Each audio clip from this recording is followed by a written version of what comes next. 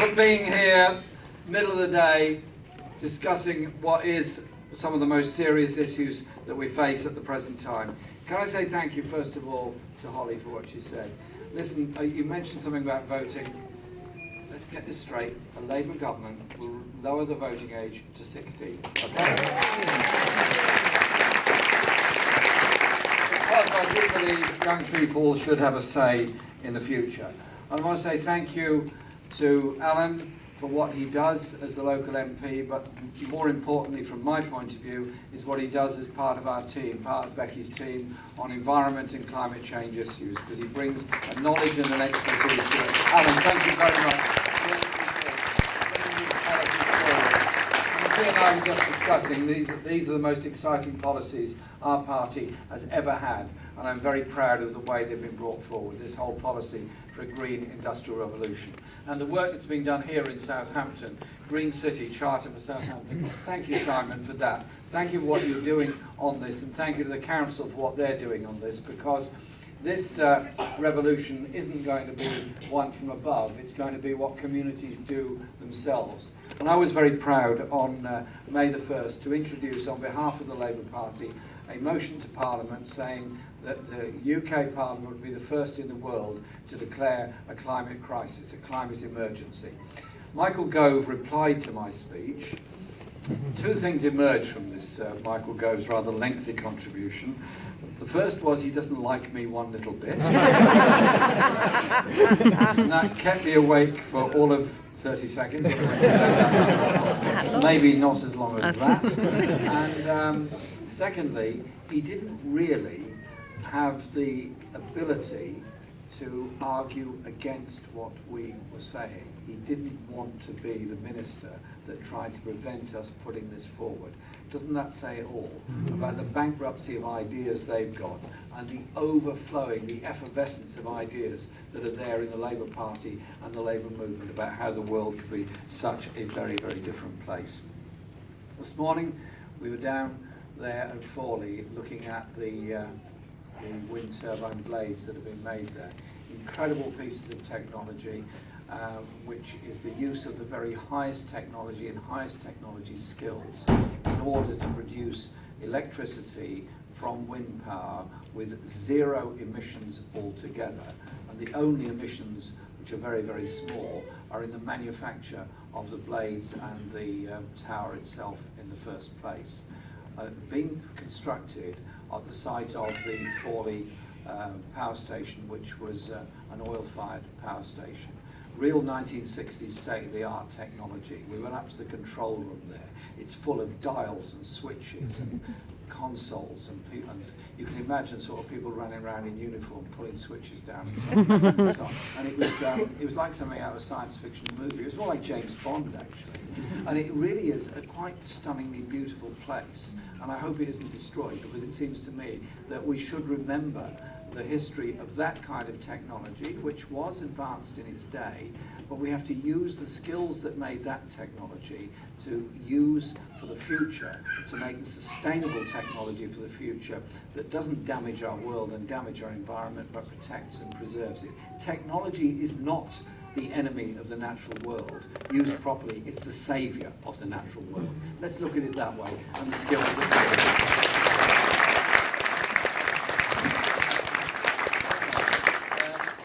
What I'd also want to say is that the green industrial revolution is about creating jobs over the whole country, and that we're doing by holding local climate emergency conferences and local sessions. We're going to be holding one in the northeast in Middlesbrough. We held some in a number of towns and cities already. And what's exciting is the people that come forward with all the ideas that they can put together on how you can get better public transport, how you can get better quality housing, how you can get cleaner energy, and how you can protect our natural world and our environment.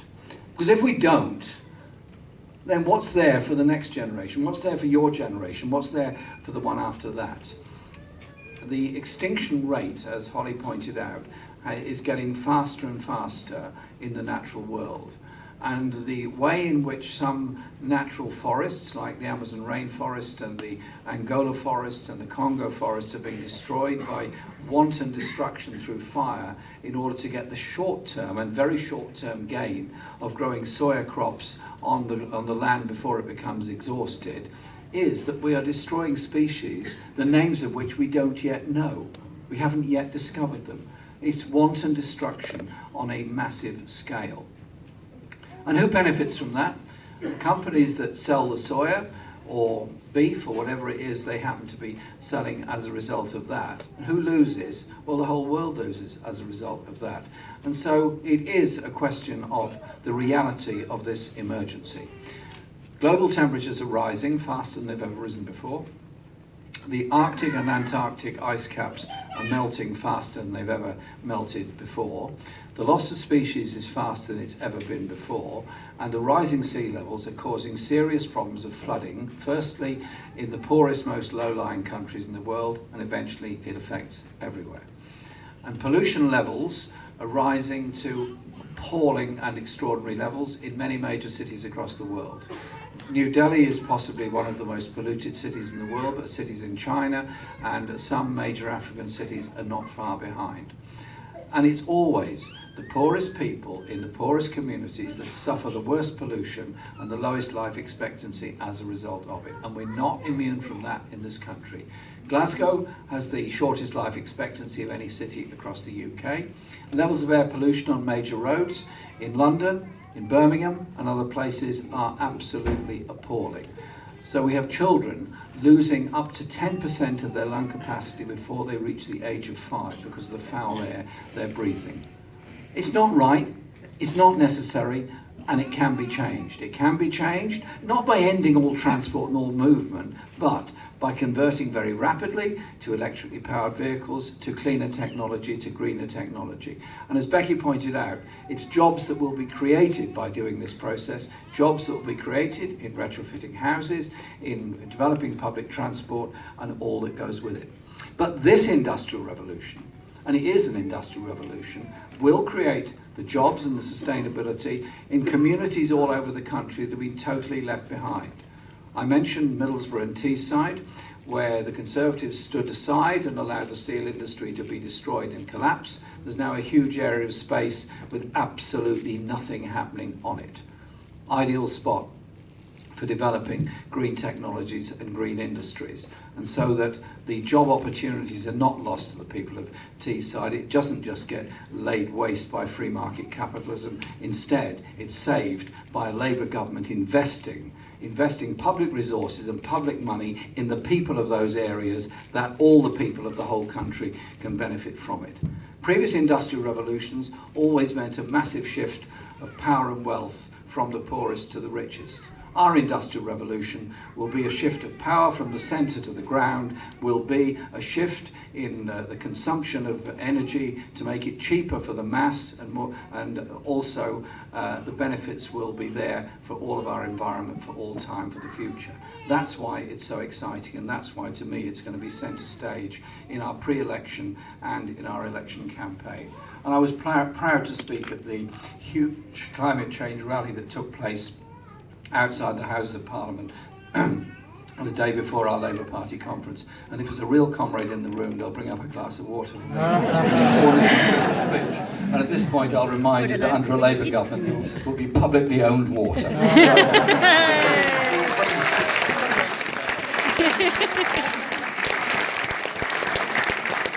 That publicly owned water will be for the benefit of all of us. And so, this is a way of our party ensuring that we go into that election campaign with something very, very important and very, very different to say. It is about how we, as a community and a party, face the future, but how the world faces the future. But there are powerful forces looking the other way. Look at the way in which, now there's a glass arriving, my goodness. I don't take alcohol, so.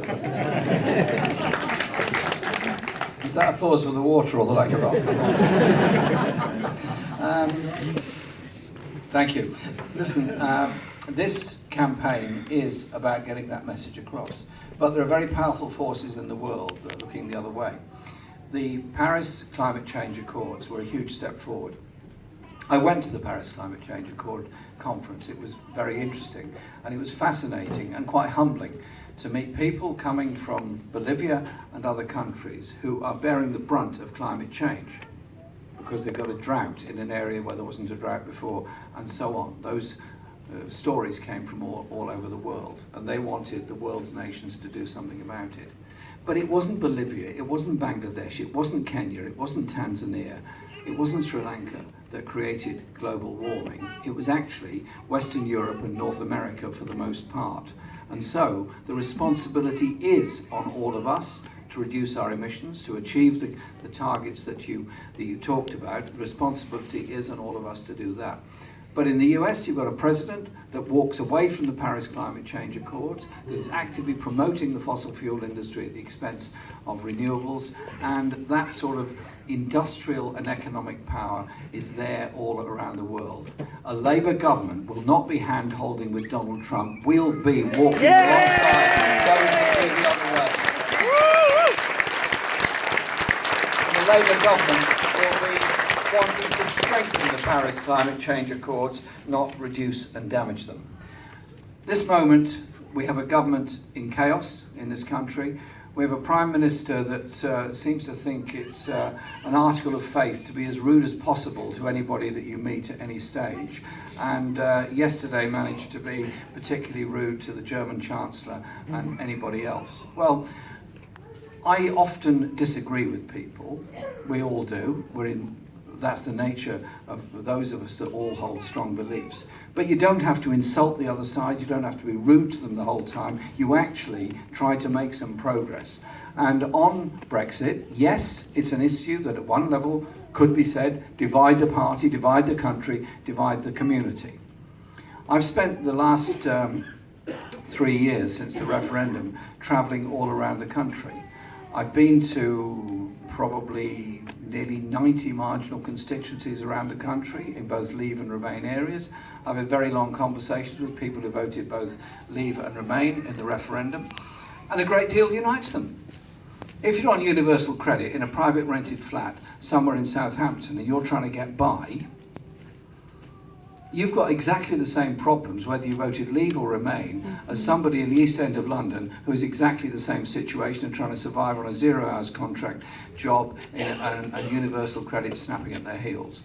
Your problem is inequality, your problem is the lack of public services, your problem is a Tory government that removes wealth from the poorest and hands it out through tax relief to the very richest. It's the Tory government we've got to get rid of in order to improve our society.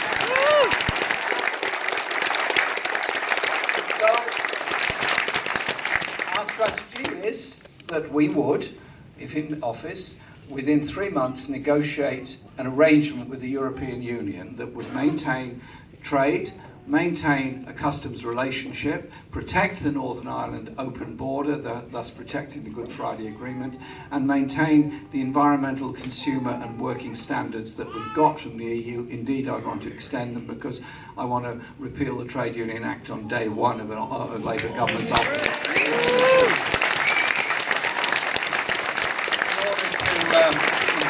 Working conditions. And then, at the end of that process, we would then say, well, it was a referendum that decided on this process. It's a referendum that should decide the future, one way or the other, between this credible Leave option or Remain and reform within the European Union. Bring people together. Don't divide them in the way the Tories try to do. And that is exactly what our strategy has been. This government has not managed yet to win a vote in Parliament since Boris Johnson became Prime Minister, and he's so deftly arranged the parliamentary timetable that it will be, if Parliament is still in session, the end of October before he once again has to face Prime Minister's question time. It's the longest time any Prime Minister has avoided any questioning in Parliament. He's just done it once in September. And I don't recall any of my questions being answered on that occasion. The evidence is there in Hansard. And so we challenge them. We challenged them by passing legislation, which we did, which means they must require an extension by the 19th of October, and we will do everything we can to prevent a no-deal crash out. And I say to those people that think no deal means leaving things just as they are, it doesn't. Leave with no deal, we have a real immediate problems of food processing industry supplies, of manufacturing industry sales and supplies, of medical needs not being met. We have a massive range of problems straight away. Even Michael Gove recognises it's a problem because he's decided to employ 1,000 security staff to go on the M20, presumably to guard the queue of lorries that will be stretching from Dover to London on the M20 because of the imposition of customs checks. And Boris Johnson's idea of some kind of spying, flying border in Northern Ireland that isn't really a border but could be a border if you called it a border, and it's something like this, but these boffins will soon work it out for you. It's okay, don't worry about it. It's such nonsense, and everybody can see through it straight away. Surely to goodness, we need somebody a bit more sensible doing these things and bringing a proper arrangement with the EU for the future, whether it's in or out of the EU. They are our neighbours. We've got to trade with them, work with them, and protect our environments and industries together. The alternative, and this is the real alternative that Johnson's on about, is a no-deal descent into the arms of Donald Trump and a sweetheart trade deal with the USA. I just say this, our NHS is not for sale to any American corporation.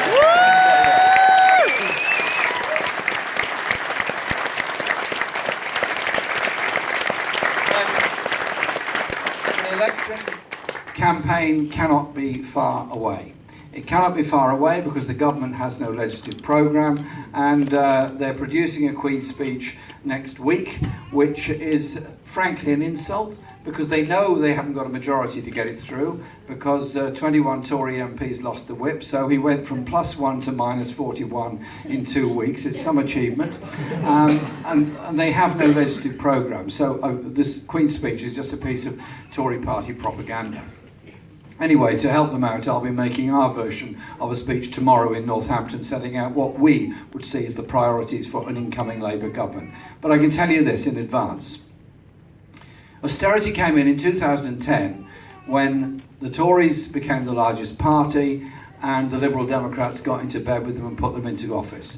They put them into office, which passed a budget which slashed spending on local government, on health, on social care, on housing investment, on education investment, went on to treble university fees, to bring in tribunal fees, went on to create the hostile environment that Theresa May was so proud of in 2014. They have brought about a destruction in living standards, a rise in homelessness, a rise in rough sleeping, and a rise in absolute poverty, to the extent that the UN sends a rapporteur to Britain to look at the situation in Britain and says that the post-war consensus of the welfare state has been replaced by a nasty, cold and hostile environment towards the poorest people in this country. Slashing welfare benefits, slashing benefits for those with disabilities, and so on. The list is absolutely endless. Austerity was never an economic necessity. It was a political choice made by the Tories and the Liberal Democrats, and the results are there for all to see.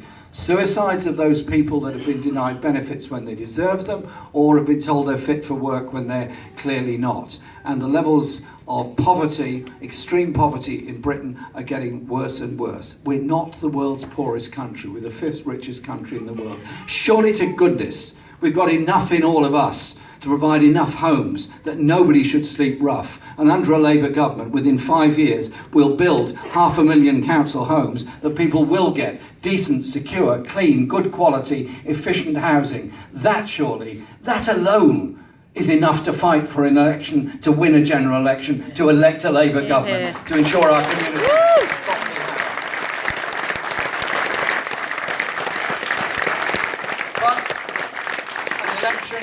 Is also about how we conduct ourselves in that election campaign. It's very tempting to get into bed with people and shout personal abuse at them and all the rest of it.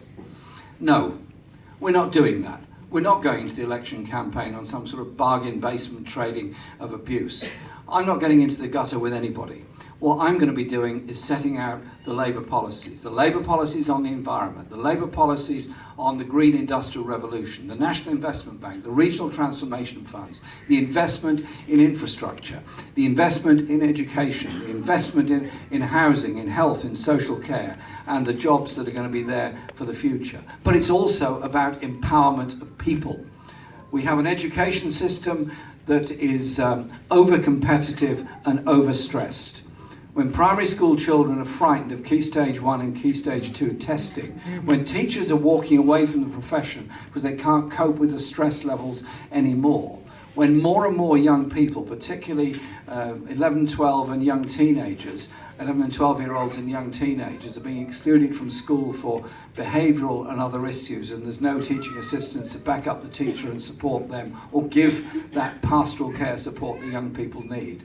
What happens to those people that are excluded from school? What happens to them in later on in life?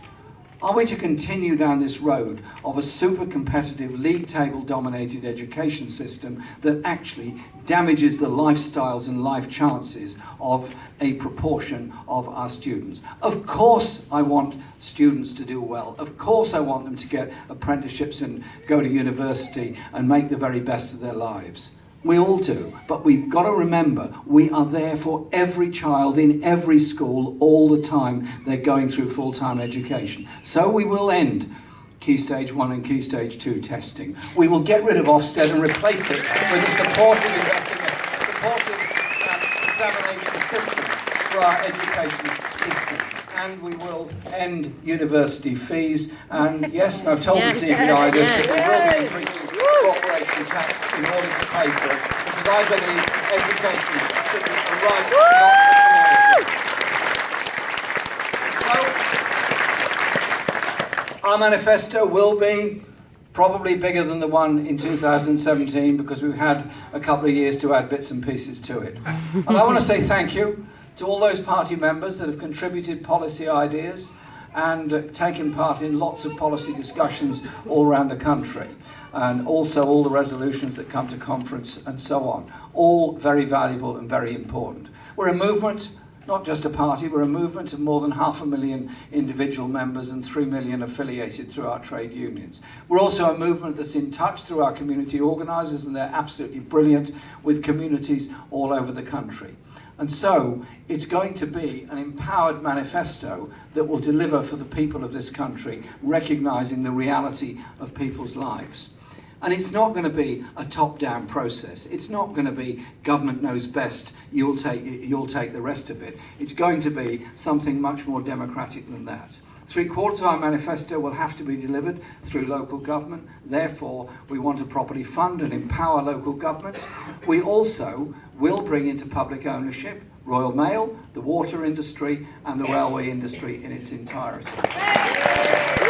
But it will not be a nationalisation of the 1940s style, and Becky and I have discussed this many times. It will be a democratic process. There will be workers' involvement. There will be workers helping with the management of it. It will be the expertise of the postal worker that will help to merge Royal Mail with the post office and develop the post bank on every high street. It's going to be about community empowerment.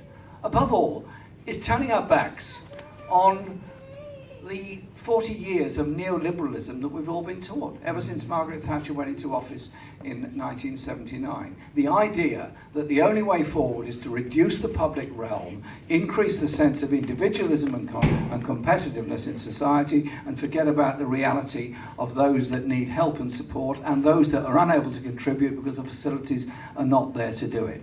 It's about saying, yes, I want the next generation to be better off than this generation. I want the generation after that to be better off. I want them to live in a safer world than this one that's more environmentally sustainable than it is at the present time. I also want them to live in a world of global peace, not endless preparation for war. And so there are huge debates that will take place in the run-up to that election campaign. Towards the end of the 2017 campaign, people were talking about politics, talking about hope, talking about opportunities, talking about how their lives could be different.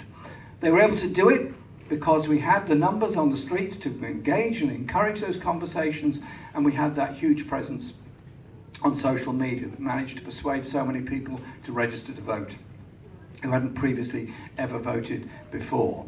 We did have and still have, I believe, the hostility of quite a lot of the mainstream media, but don't get me there. I just wish they'd report things. But we also have our own ability to get our message across. And so I'm spending the time up to when the election's actually called, going all around the country, meeting party members, meeting community groups and so on. I've been, as I said, to almost 90 marginal constituencies already. And we had, for example, a huge rally in Newcastle on Saturday night with 2,800 people registered in 4 days for that rally. That's the sort of mood that is out there. And so, a Labour government to win needs to win a lot of marginal constituencies. We need to win here in Southampton. You came ever so close last time. Let's make sure that doesn't happen again, that we do gain here, that we do win all along the south coast, and there's plenty of places to gain along the south coast, and I'll be in Hastings on Saturday helping them with their campaign. We've got all these places we need to gain all over the country. The road to a Labour government lies not necessarily in the words of the Daily Mail and their attacks on us. The road to a Labour government lies in our ability to have confidence in each other, to support each other, to put out a positive message, as Becky so rightly said, a positive message of one of hope. And when Becky talked about the People's Power Company, all I can say is this: we will set up a People's Power Company in order to give power to the people. Thank you very much.